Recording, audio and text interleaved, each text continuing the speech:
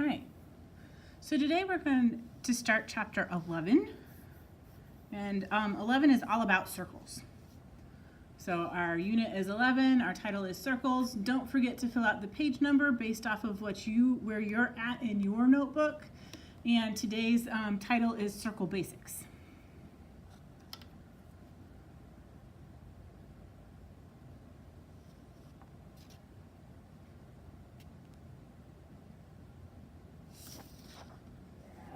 All right, so we're going to start with 11.1. So we know that all circles are similar. So remember, our definition of similar figures is just that they have to be the same shape, just different sizes.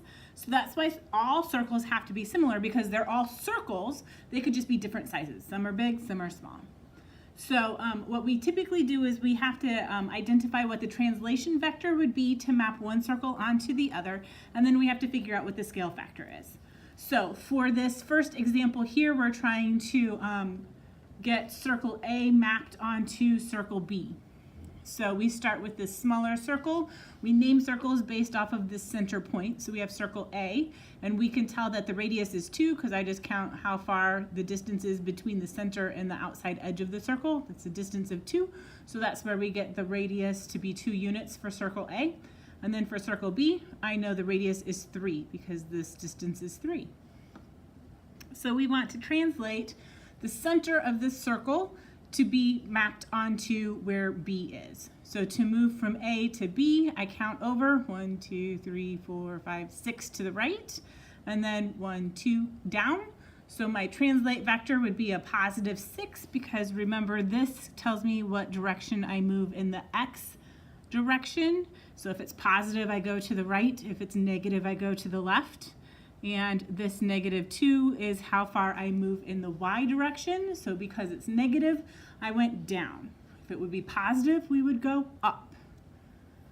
So then, as you can tell, we've moved circle A onto where circle B is, and see how it's a little smaller? So I know it has to be bigger. Now, if you remember, when we do scale factors, in order for a figure to get bigger, the scale factor has to be bigger than 1. So I go back and I use my distance for my radius, and I know in order for my scale factor to be bigger, it has to be bigger than 1. So I'm going to take the 3 divided by the 2, because that would be bigger than 1. If I wanted to make it smaller, I would do 2 divided by 3, because that's less than 1, so that means it got smaller. So using 2 similarity transformations, a translation, and then a dilation, that is how we were able to map circle A onto circle B. So we want to determine the translation vector and scale factor of the dilation for the following similarity transformations. So for this first one, for part A, we are moving from circle A to circle B. So we're going from this smaller circle to the bigger circle. So starting from A, I count over 1, 2, 3, 4. So I went 4 in a right direction, so that would be positive. So I will write positive 4. And then I count 1, 2, 3, 4, 5, 6, 7, 8 down. So because it was 8 down, I will have this be a negative 8. So my translate vector would be a positive 4, negative 8. Now I just have to figure out what my scale factor is. So I look and see what the radius is for circle A. So counting from the center to the outside edge, I get 3. And then my radius for circle B is 1, 2, 3, 4. And so circle A is smaller than circle B, so that means I'm going to have to make it bigger. So in order to make it bigger, I know I have to have a scale factor that's bigger than 1. So I will take 4 divided by 3 for my scale factor. All right, so for part B, this time, notice they're telling me I have to go from circle B to circle A. So circle B is the smaller circle and circle A is the bigger circle. So I'm still going from the smaller circle to the bigger circle. So it looks to me like to translate, I would have to move circle B 1 to the right. So that would be a positive 1 because I go to the right. And then I go down 1, 2, 3, 4. So down 4 would be a negative 4. So my translate vector is 1, negative 4. So now to figure out my scale factor, I have to find the radius of circle B and the radius of circle A. So I'm going to find circle B first because that's the one I started from first. So for circle B, my radius looks like it's 1, 2, 3. And then my radius for circle A, so counting from the center to the outside edge, 1, 2, 3, 4, 5, 6, 7. Looks like my radius is 7. So if I want to map circle B onto circle A, circle B is going to have to get bigger. So because it's getting bigger, I know my scale factor has to be bigger than 1. So I'm going to have 7 divided by 3 for my scale factor. All right, so then for part C, I'm back to mapping circle A onto circle B. So circle A is this tiny circle up here on the right, and I'm mapping it all the way over here to B, which is on the left.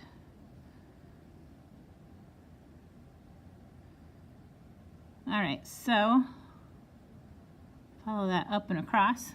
Make sure I'm lined up here. All right, so I know how far I have to go now. So I'm going to count from circle A. I go left. 1, 2, 3, 4, 5, 6, 7, 8, 9, 10, 11, 12, 13. So I went left 13, so I'd have negative 13 because I went to the left.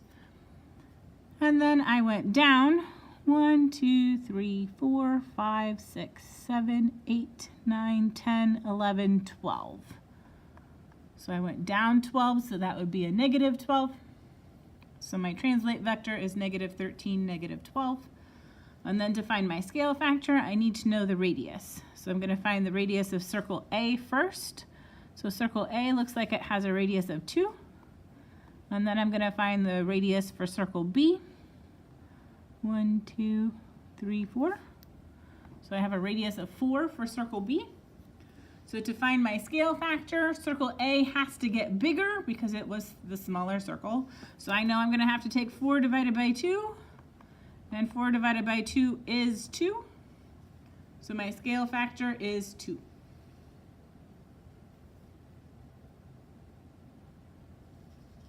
All right, so next we're going to do some vocabulary.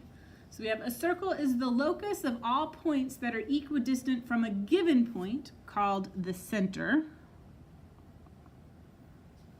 And the distance from the center to its point is called the radius. All right, so remember when we have a circle, we call this point the center. The radius would be the distance from the center to the outside edge. And remember in our last chapter, we talked about the diameter is the one that goes all the way through the circle.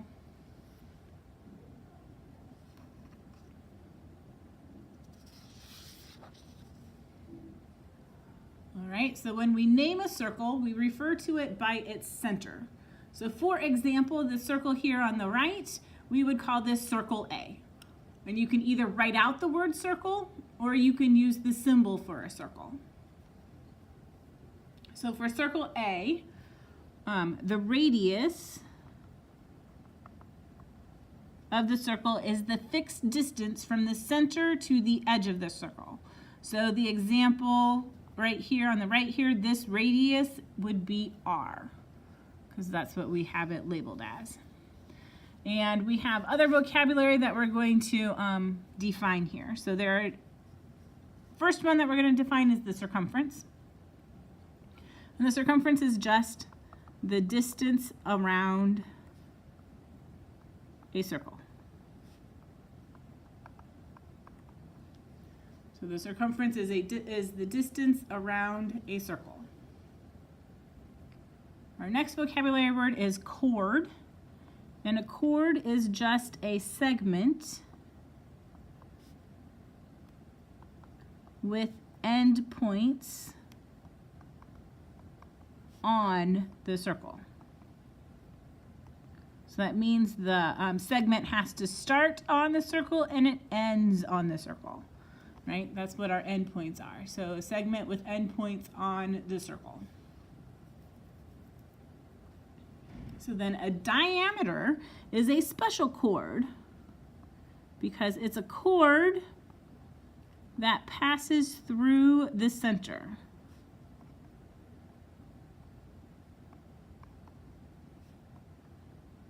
So in our diagram here on the left side here, my diameter would be EF because that is the segment that starts and stops on the circle and it goes through that center point.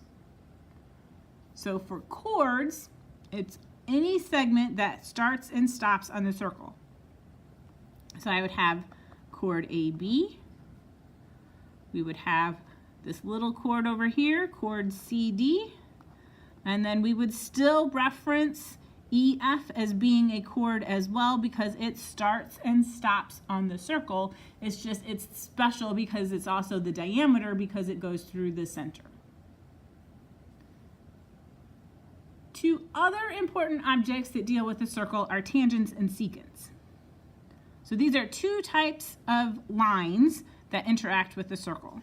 So a tangent line intersects the circle exactly once at a point known as the point of tangency. And then a secant, on the other hand, intersects the circle exactly twice, forming a chord inside the circle. So in this diagram over here on the right side, our secant would be line AB. So remember, when we name lines, we have to include the arrow symbols over the top. And we can just talk about just the segment between A and B. So that would be the chord, would be segment AB. And then the tangent line, that's another line. So remember, we can name lines using 2 points on the line since there's actually 3 on here. There's multiple different ways that we can name it. I'm going to name it CE. You could have called it line CD. You could have called it line DE. Any of those would have worked. And then our point of tangency, that's the point where it touches the circle. So in our case here, my point of tangency is just D. All right, so we're supposed to match the following terms. So I'm going to go off of what the numbers are over here. So we're going to start by looking at segment AC. So looking at this segment, A is the center of the circle. So since we're talking about segment AC, this would have to be the radius. So I will find radius and put a number 1. 2, notice there's lines, little arrows at the end of that segment. So they're talking about line DF. So they're talking about this whole line here. So this line goes through the circle, but it doesn't go through the center, but it goes through the circle and it touches the circle exactly twice. So I know it has to be a secant. So 2 is secant. 3, notice this is arrows on at either end here. So this is line CB is what they're talking about. So I'll find CB. So they're talking about this line here. Notice it only touches the circle at one point. So it only touches at one point. That makes it a tangent. So line CB is a tangent. 4, they're talking about point A. So point A is this point in the center. So that would be the center. 5 is talking about point G. So I notice point G is kind of outside the circle. So if it's outside the circle, it's not a diameter, it's not a chord. Oh, it's an exterior point because it's outside the circle. That makes sense. So we have 5. And then segment DE. So we're just looking at just this segment here, DE. Notice it goes through the center, so I know that has to be a diameter then. So I'll put that as diameter. And then next they're wanting segment CD. So segment CD is this tiny little segment here. Notice both the endpoints are on the circle, so that makes it a chord. So we'll label that as 7. All right, so for 2, We have circles A and D have radii of 4 centimeters and 1 centimeter respectively. So respectively means in the same order. So we have circle A would have a radius of 4 centimeters. So in circle A, I'm going to label all of the radiuses as 4 centimeters, just so I don't miss any. And then they told me circle D has radius of 1 centimeter. So in circle D, I'm going to go label all of those radii as 1. So now I have to use this information to determine the missing values. So I'll look, they're saying from B to F. So if I go from B all the way over to F, oh, that's a diameter, so I would have 4 plus 4, which is 8 centimeters.